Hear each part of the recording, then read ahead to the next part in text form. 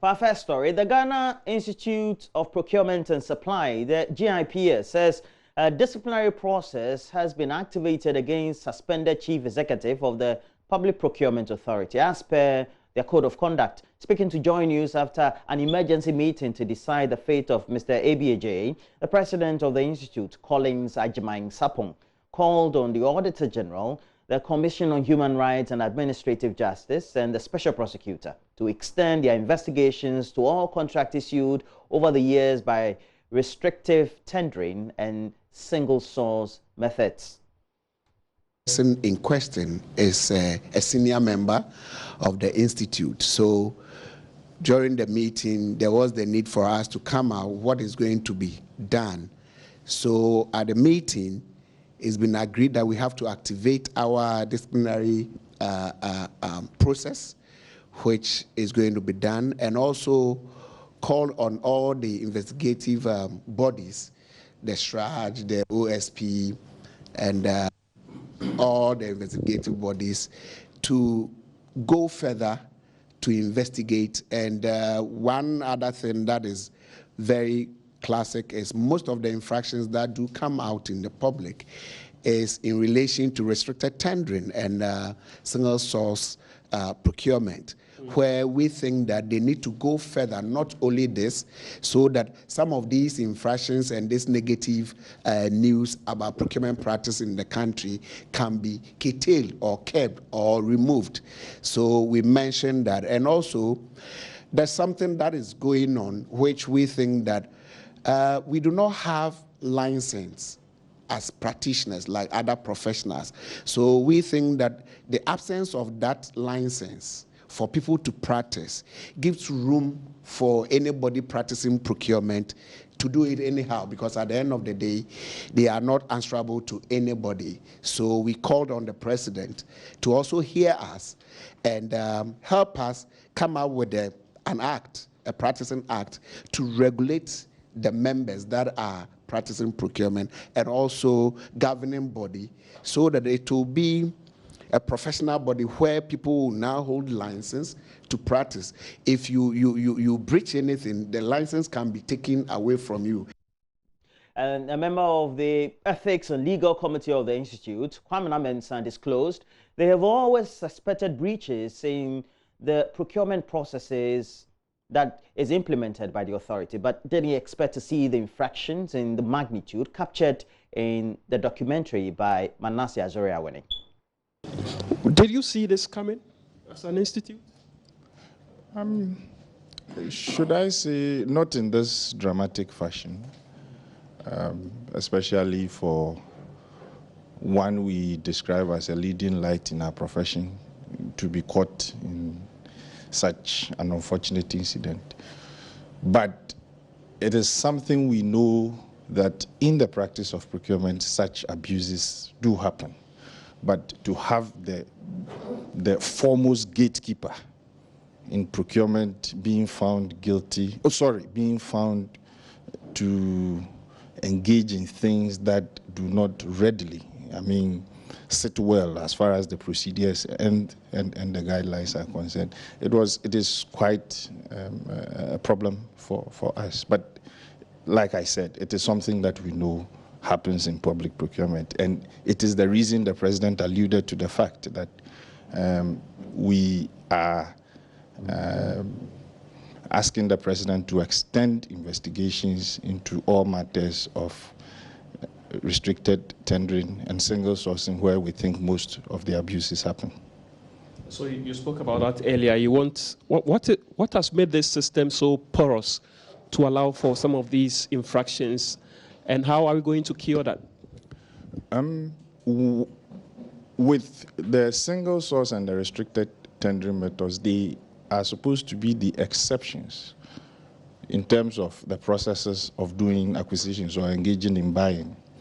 But what we are witnessing is rather they are becoming the default processes that are being used. The Procurement Authority has gone further to even publish guidelines on how entities could submit their applications in order to obtain approval from the authority.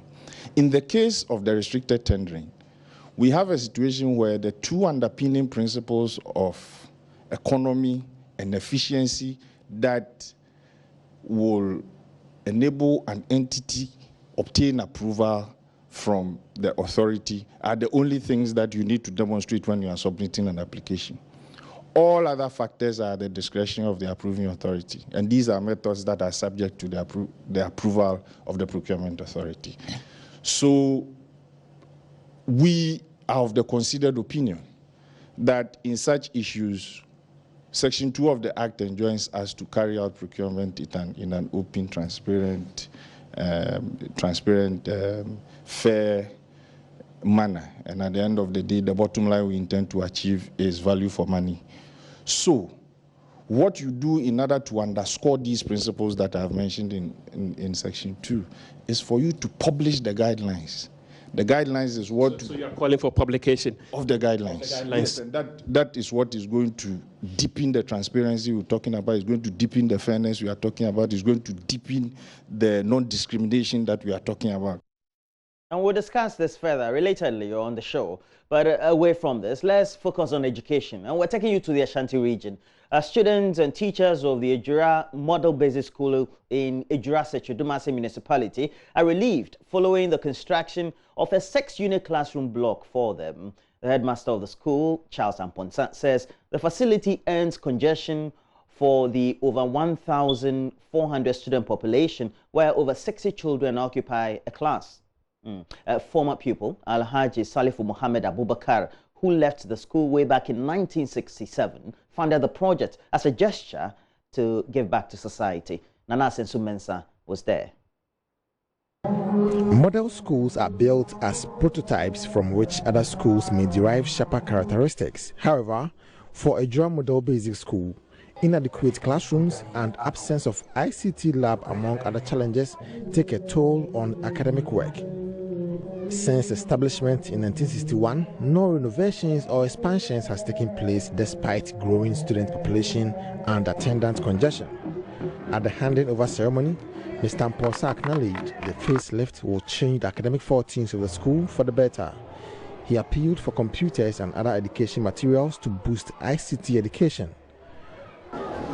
It breaks my heart to note that Model has lost its luster. The idea of Model School was for it to serve as a prototype for all types of schools or basic schools. That was the purpose for which it was intended. Sadly, it seems this purpose is gradually being defeated, if not defeated entirely already, which makes the state of affairs in the school too unconducive for effective learning and teaching. It is therefore a heartfelt appeal to all stakeholders gathered here to consider the idea of wall to shield the school from further encroachment of the land so that the school can assume its intended glory. Project financier Alhaji Abubakar charged the students to take advantage of the facilities to work towards reaching their full potentials. In fact, I was one of the pioneering pupils of this primary school. We graduated during the 1966-67 academic year. Obviously, accommodation was lacking then, as it is today. Apart from the old block that you see over there, which was constructed somewhere in the early 1960s, the only fully enclosed building is the one built by the Otumfo Educational Fund. The other additions are pavilions. My family and I therefore decided to assist in providing decent accommodation for the pupils and teachers to enhance teaching and learning, and then to give back to the school and the community that supported me during both my primary and middle school formative years.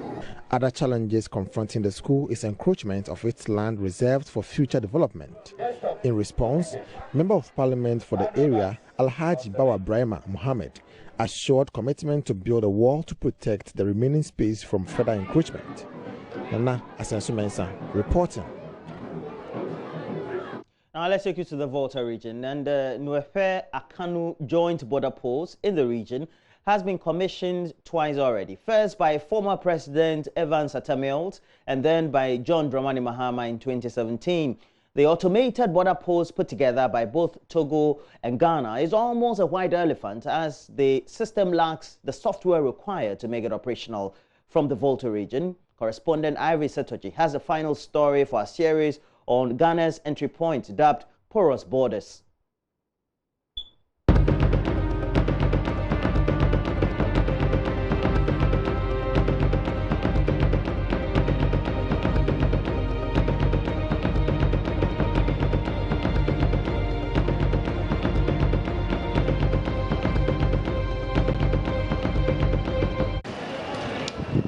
These trucks move in and out of Ghana and Togo here at the Nuafe-Akano joint border post. Travelers and traders used to depend solely on their Aflao and Segbe border for thoroughfare, but the traffic here created serious congestion. The joint border control system was commissioned in 2017 to reduce the congestion. It was to help check the trucks automatically. But more than 2 years after commissioning, the joint border post is not completely operational. Drivers of long vehicles cannot come to terms with the situation, as well as the difficulty it presents to them. They allege the head of the sector command of the Ghana Revenue Service and Customs, Assistant Commissioner Sheila Vigbedo, has refused to admit any truck carrying goods through this border. Before this truck, we are giving us this thing, laissez passer. We are calling it undertaking. Okay. It's 1 month. Okay. To enter Ghana, come back. But now this woman making it 2 weeks. So we are facing difficult for that one. But every day is a spike. Every day is 5 cedi. Though we are paying a penalty. So they just give you 2 weeks. When you go, before you go load from company, they will give you documents. It's more than 2 weeks. If you come back, we will come pay penalty. Sometimes we are paying 80 Ghana, sometimes we are paying 100 Ghana, sometimes we are paying many. We pay almost about 15 Ghana cedis. So that's our program now. What we want to talk to for this woman, make you return the team back to 1 month. 1 month. That before it be 3 months. Before come we reduce time to 2 months. Before end of the year they come back to 1 month. Yes. Now this woman bring it to 2 weeks. Who is this woman now? I wouldn't know you. Okay. They say he be the big customs officer. The madam of the customs office. Yes. So that's the She declined comments in our attempt to get her side of the story. At the time of our visit, the officers were seen attending manually to very few people who were entering the country, whilst some of them seemed idling at the post. At the end of our visit, only 3 commercial vehicles with passengers were checked in manually at the post.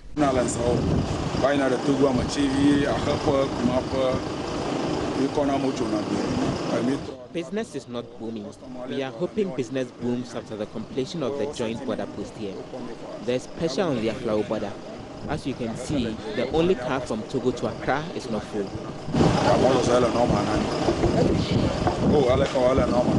Apart from the officers who were idling, the border post has just few security officials, so thoroughfare here is very easy.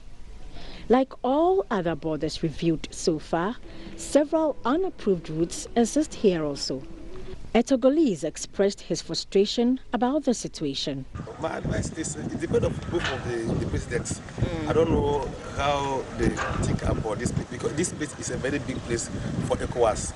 They invest many money here, plenty money here, but they don't want to get that money, how do you tell it, how to call it, back. So I don't know. In Togo here, they listen passing or undertaking, they are making here. But the Ghana side, they don't make undertaking here. They used to go to make undertaking at Aflao before coming here. All those things make a big problems here. Like this place is going very well. Everybody can find job here. For now, the officials are waiting for the software to make this border post functional, and that will ease the Aflao border pressure, reduce processing time, and also allow trucks to reach their destinations, especially those with perishable goods. It will also enable ECOWAS monitor transactions at the various border points for the collection of the ECOWAS levy. Here is Anthony Avogbedo, MCE for Ketu North. There are some documents that they cannot process at the joint border post, that they have to go to Aflao to do. So that means the place is not fully operational. So they still depend on flour to do some things. When the trucks come, they will do some of the documentations in our flour, and some will be done at the joint border post. So I'm of the view that when all these things these bottlenecks are being addressed, the trucks, when they come to Akan, every documentation has to be done at Akan. So that's what we are hoping to have. A lot of money has been spent on this joint border post. Both staff and users of this route want to see some action as soon as possible. Ivy Setojish reports for JoyNews.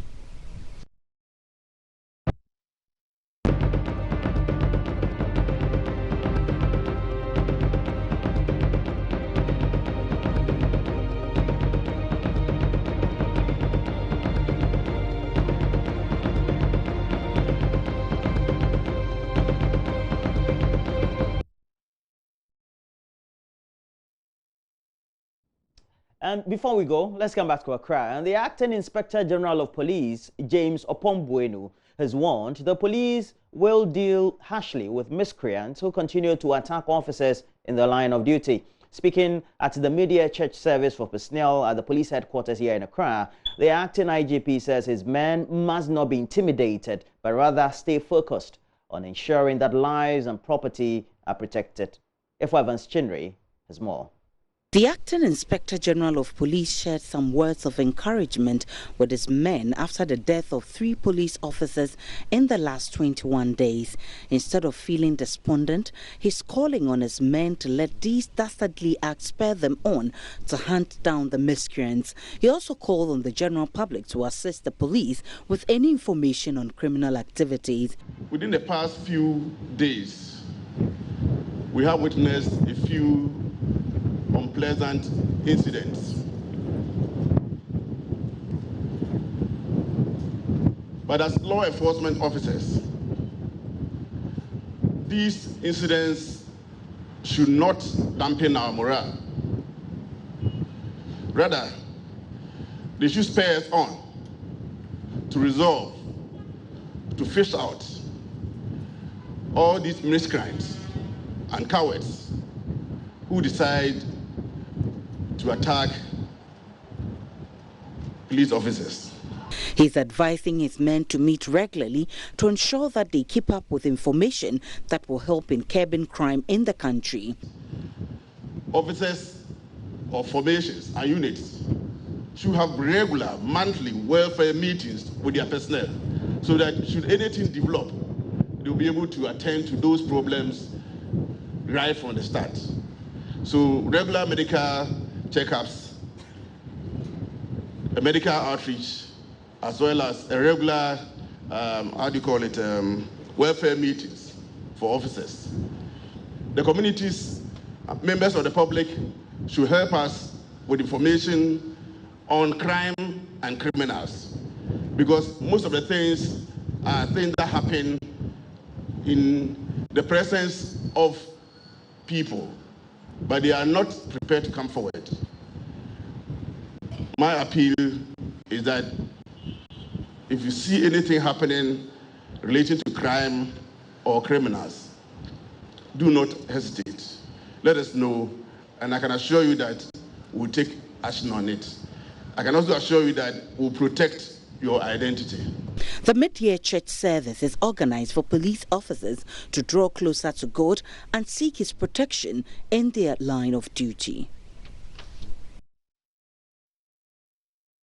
And that's it for news. We have more news as we review the newspapers next.